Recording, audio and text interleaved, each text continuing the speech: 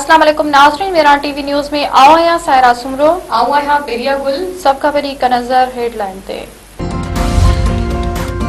PP chairman Bilawal Bhutto Zardari चयो आहे त विच ओभर वारी जंग पूरी दुनिया खे लपेट में आणे छॾियो आहे। जंग जे मुआशी असरनि सबबि अवाम ते बार पियो।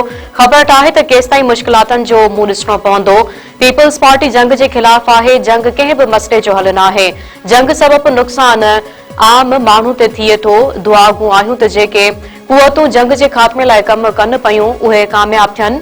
गड़ी खुदा बख्शी भुट्टो में शहीद जुल्फिकार अली भुट्टो जी वरसी वारे जलसे के खिताब कंदे बिलावल भुट्टो ज़रदारी चयो त शहीद जुल्फिकार अली भुट्टो जे करे ही ईरान, लबनान ऐं शाम ते हमला करण वारियूं कुवतूं पाकिस्तान तरफ़ मेरी अख नथियूं खणी सघनि।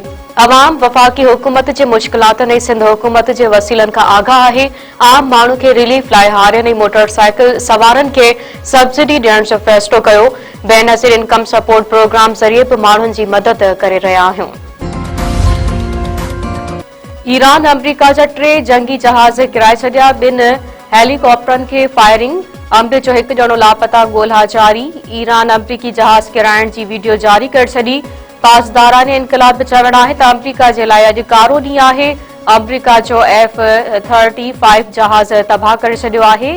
A-10 वेढ़ाक जहाज़ खे हरमिस वारे सामूंडी लंघ वेझो तबाह कयो वियो। F-15 जहाज़ खे बि निशानो बणायो पियो, जंहिंखे रेस्क्यू करण लाइ आयल 2 हेलीकॉप्टरनि मथां बि फायरिंग। अमरीकी सदर डोनाल्ड ट्रम्प चयो आहे त अमरीकी जहाज़ किरण सां ईरान सां ॻाल्हियुनि ते फ़र्क़ु न पवंदो। ही जंग आहे त असीं जंग वारी हालत में आहियूं। अमरीकी टीवी के इंटरव्यू में डोनाल्ड ट्रम्प वधीक चयो त हींअर उहो नथो चए सघां त अमले जे लापता माण्हुनि खे नुक़सान पहुचायो वियो त अमरीका कहिड़ा क़दम खणंदो। ईरान जे परॾेही वज़ीर अब्बास इराक़ची चयो आहे त ॻाल्हियुनि लाइ इस्लामाबाद वञण खां कॾहिं बि इनकार नाहे कयो। जंगबंदी लाइ पाकिस्तान जी कोशिशनि खे साराहियूं था। अमरीकी मीडिया जंगबंदी बाबति ख़बरनि खे ग़लत तरीक़े सां पेश करे रहियो आहे। ईरान उन्हनि शर्तनि ते ज़ोर ॾींदो आहे त जंग जो जामी ऐं दाइमी ख़ात्मो थियणु घुरिजे। दिफ़ा वारे वज़ीर ख़्वाजा आसिफ चयो आहे त भारत दहशतगर्दी जो ड्रामो रचाइण चाहे थो। भारत पंहिंजे माण्हुनि या पाकिस्तानी कैदियुनि जा लाश उछलाए दहशतगर्दी जो मंसूबो जोड़े रहियो आहे। अहिड़ी हरकत कई वई त कोलकाता ताईं वञी सबक़ सेखारींदासीं। मीडिया सां ॻाल्हाईंदे ख़्वाजा आसिफ वधीक चयो आहे त अमरीका ईरान जंग जे ख़ात्मे लाइ ॻाल्हियूं जारी आहिनि। पाकिस्तान उन हवाले सां अहम किरदारु अदा करे रहियो आहे। पेट्रोल जे अघ में वाध खिलाफ़ सॼी सिंध में एहतजाजी मुज़ाहिरा ऐं धरणा। टंडे बागे में शटरबंद हड़ताल। SUP, QAT, STP, जस्कम ऐं ॿियनि पार्टियुनि जे सॾ ते शहर शहर एहतजाज। शहरी पोहरियत वापारी ऐं समाजी वर्कर बि रोडनि ते निकिरी आया। टंडे बागे में जस्कम बशीर खान जे सॾ ते शटरबंद हड़ताल।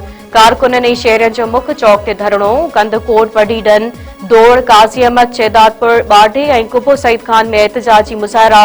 बुरड़ी शाह करीम, राजू खानाणी, शादी लार्ज, शाहपुर साकड़, टंगवाणी, गुलामुल्ला ऐं ॿियनि शहरनि में बि एहतजाज। अघनि में वाध वापसि वठण जो मुतालबो। हैदराबाद में जवाबदार घरवारी खे कुहाड़ियूं हणी क़तल करे छॾियो। हुसैनाबाद में 40 वरनि जी फातिमा मल्हा मुड़ुस हथां ज़ख़्मी। इस्पताल में तड़पी फौत। पुलिस जवाबदार गुलाम अली मल्हा खे गिरफ़्तार करे वरितो। वारसनि जो चवणु आहे त जवाबदार नशे जी हालत में पंहिंजी घरवारी खे कुहाड़ियूं हणी क़तल कयो आहे। रते देरी में नौजवान जो घिटी मां गोली लॻल लाश हथ। हसनपुर पाड़े में 23 वरनि जे अमजद मीराणी जो घर भरिसां लाश मिलियो। वारसनि जो चवणु आहे त नौजवान घर खां ॿाहिरि निकितो त गोली हलण जो आवाज़ थियो। ख़बर नाहे नौजवान ख़ुदकुशी कई आहे या खेसि क़तल कयो वियो आहे। पुलिस मूजिबि वाक़ियो ख़ुदकुशी लॻी रहियो आहे। वधीक जांच कई पई वञे।